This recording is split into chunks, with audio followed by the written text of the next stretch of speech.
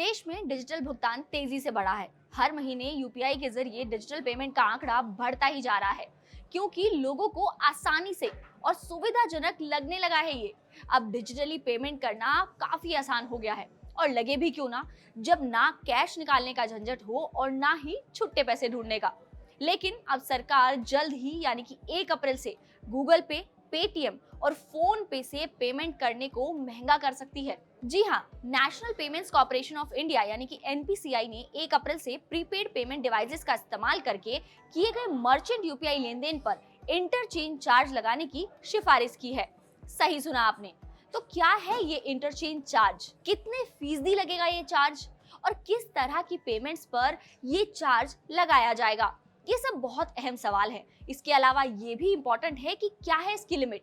तो इन्हीं सब सवालों का जवाब हम इस वीडियो में आपको देंगे, तो लगातार बने रहें आप हमारे साथ इस वीडियो में, और इन सब सवालों के जवाब आपको आसानी से मिलेंगे। तो चलिए शुरू करते हैं। अगर आसानी से पेमेंट करने के लिए आप भी प्रीपेड पेमेंट इंस्ट्रूमेंट्स यानी कि पीपीआई जैसे कि online wallets, pre loaded gift card का इस्तेमाल करते हैं, तो ऐसा हो सकता है कि 1 अप्रैल से आपको इसके लिए किए गए यूपीआई पेमेंट्स के लिए एक्स्ट्रा चार्ज का भुगतान करना पड़े। ऐसा इसलिए क्योंकि एनपीसीआई ने 1 अप्रैल से प्रीपेड पेमेंट्स डिवाइसेस का इस्तेमाल करके किए गए मर्चेंट यूपीआई लेन देन पर 1.1% का इंटरचेंज चार्ज पेश किया है। ये ऑनलाइन व्यापारियों, बड़े व्यापारियों और छोटे व्यापारियों के किए गए 2000 रुपए से ज्यादा के यूपीआई भुगतान पर लगाया जा रहा है। तो चलिए आपको ये भी समझा देते हैं कि क्या है ये इंटरचेंज शुल्क। दरअसल इंटरचेंज चार्ज वो फीस है जो पेमेंट सर्विस प्रोवाइडर्स के जरिए वॉलेट इशूअर्स बैंकों को देते हैं। जैसे कि पेटीएम और फोन पे के जो वॉलेट्स हैं, वो अपनी पेमेंट्स बैंकों को स्वीकार कराने के लिए बैंकों को एक फीस देते हैं।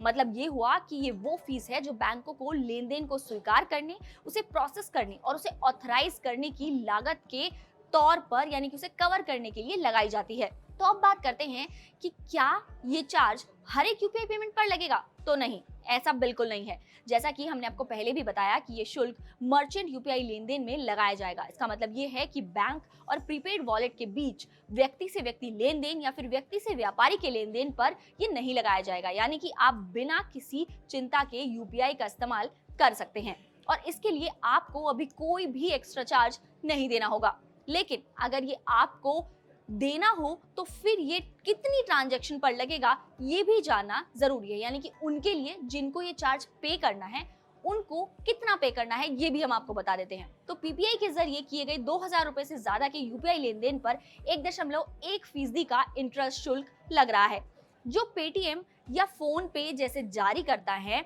उनके जो वॉलेट्स हैं, वो वॉलेट का लेंडिंग शुल्क के रूप में इसको बैंक को देंगे। जबकि फ्यूल, एजुकेशन, एग्रीकल्चर और यूटिलिटी पेमेंट्स जैसी कैटेगरीज में 0.5% से 0.7% तक का इंटरचेंज चार्ज लगाया है। वहीं food stores, speciality retail stores और कॉन्ट्रैक्टर्स के लिए ये शुल्क मैक्सिमम 1.1% है। लेकिन इस चार्ज का आम जनता पर क्या असर होगा, ये भी जानना बेहद जरूरी है। तो वैसे तो इंटरेस्ट शुल्क का भुगतान व्यापारियों द्वारा वॉलेट या कार्ड जारी करने वालों को किया जाता है। ऐसे में 2000 से कम का भुगतान करने वाले छोटे व्यापारियों और दुकानदारों पर इसका असर नहीं पड़ेगा।